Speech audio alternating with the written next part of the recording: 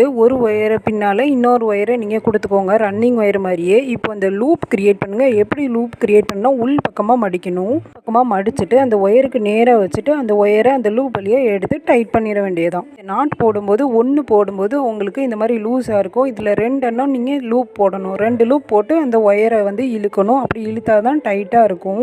ஒரு நாட்டும் நம்ம 2 தடவை இது மாதிரி பண்ணால் தான் டைட்டாக இருக்கும். இப்போ அடுத்த ஒயரையும் அதே மாதிரி நம்ம உள் பக்கமாக மடிச்சுட்டு அந்த ஒயரை எடுத்துக்கோங்க உள்ளோடி.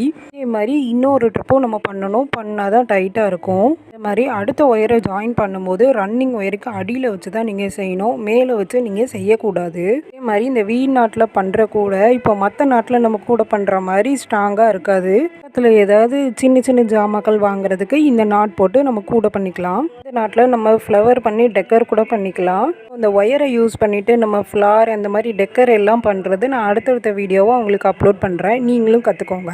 இப்போ உங்களுக்கு இந்த வீடியோ பிடிச்சிருக்குன்னு நினைக்கிறேன். அப்படி பிடிச்சிருந்தா லைக் பண்ணுங்கள், சப்ஸ்கிரைப் பண்ணுங்கள் மறக்காமல். இதே மாதிரி இந்த வி நாட்டில் எண்டு பார்த்துக்கோங்க.